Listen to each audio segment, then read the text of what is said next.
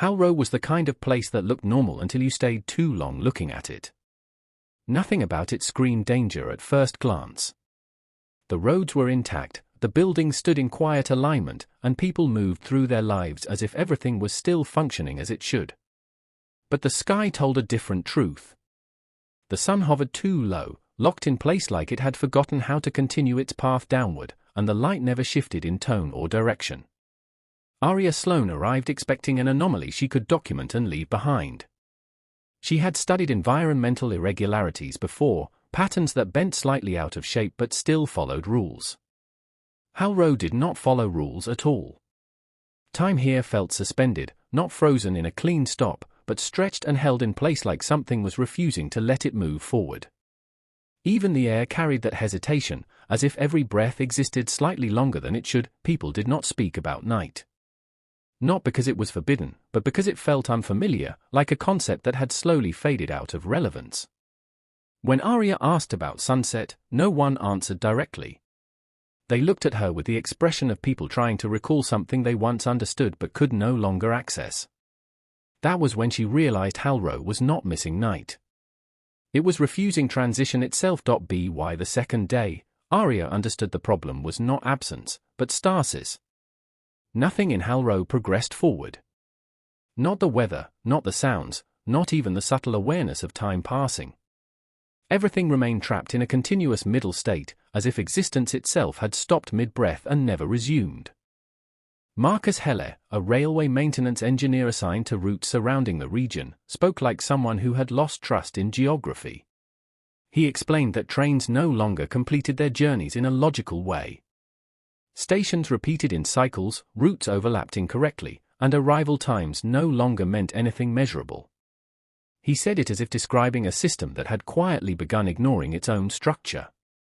Lila Fenn, a school teacher, continued running lessons in an attempt to maintain order among the children. She taught them about night, about stars, about the idea of darkness as a natural part of the world. But the children listened with confusion rather than curiosity, as though she were describing something fictional. Even Lila's voice began to change when she spoke certain words, lowering slightly, careful, like she feared the town itself might react. Dr. Corvin Nash was the only one attempting to treat Halrowe as a system rather than a mystery. He described it as a process caught in repeated interruption, a cycle that resets before completion every time it approaches transition.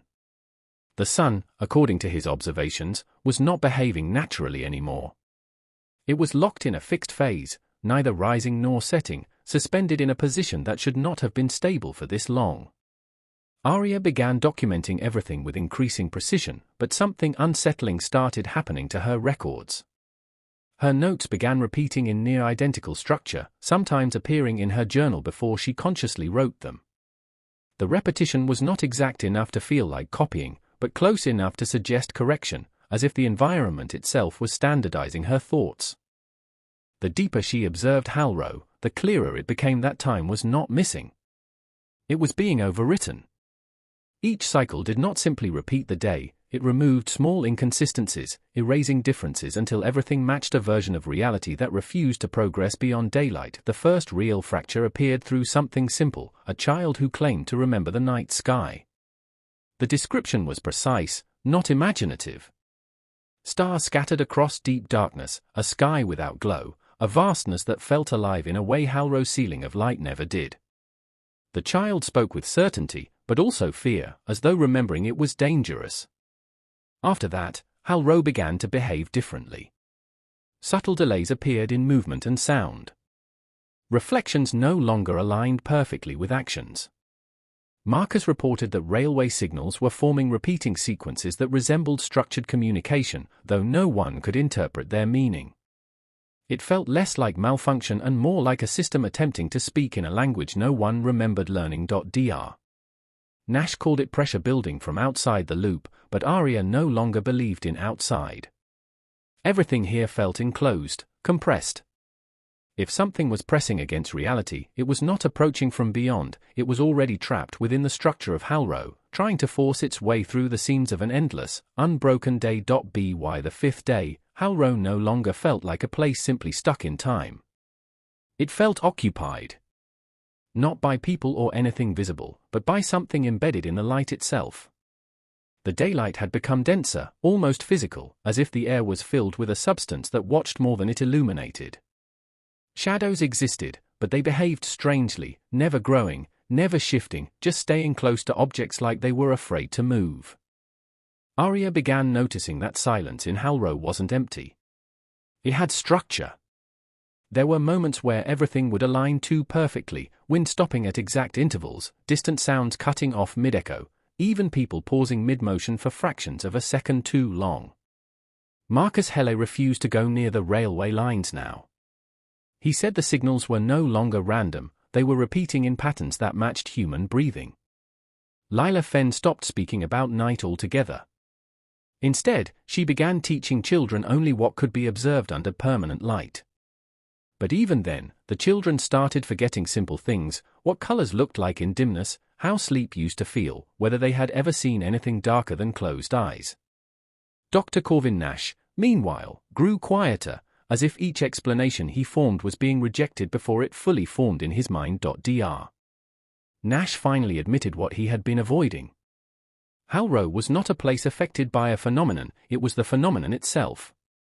A structured loop embedded into reality, resetting not time, but transition. Every attempt the world made to move toward evening triggered a correction, and that correction erased whatever allowed progression to continue. Aria discovered the pattern in her own recordings. Entire paragraphs reappeared with slight variations, like reality was editing her thoughts after the fact. Dates became unreliable. Distances between events no longer matched memory. Even conversations she clearly remembered began repeating with subtle differences, as though each version of the day was a corrected draft of the last. Marcus Hele described hearing the railway system running without trains. Signals clicked in rhythmic cycles late at afternoon, though no timetable supported it. Lila Fenn began experiencing gaps in her memory where entire lessons would vanish, leaving her standing in front of silent children who insisted she had already taught them the same thing. The town was not simply looping anymore. It was refining itself, removing anything that suggested night could exist. And beneath it all, Aria started noticing something worse, the feeling that the daylight was not just static. It was attentive. The decision to reach the observatory came without agreement. It felt more like inevitability than choice. Dr. Nash believed the core of the loop was anchored there, where atmospheric readings had first shown abnormal stability. If anything could be disrupting transition, it would be centralized within that system. When they arrived, the structure looked normal, too normal. The kind of normal that felt staged. Instruments hummed softly, displaying constant midday readings that never changed. But the moment Aria stepped inside, the light outside shifted for the first time in weeks. Not darkening, tightening. Like something pulling reality inward, Marcus saw it first. The sky beyond the glass began to fracture in thin, branching lines, like cracks spreading through invisible glass. Lila whispered that she could hear something under the light, not a sound, but an intention. Dr. Nash tried to shut down the system manually, but the controls responded before he touched them, as if already anticipating his action. Then the daylight reacted. It didn't fade. It resisted. The cracks in the sky widened, revealing something beyond them, not darkness exactly, but a depth that refused shape. For a single impossible moment, Aria saw stars trying to exist again, pushing through like pressure behind a sealed surface. Marcus dropped to his knees, covering his eyes as the signals from the railway network echoed inside the building without any machine producing them. And then it ended.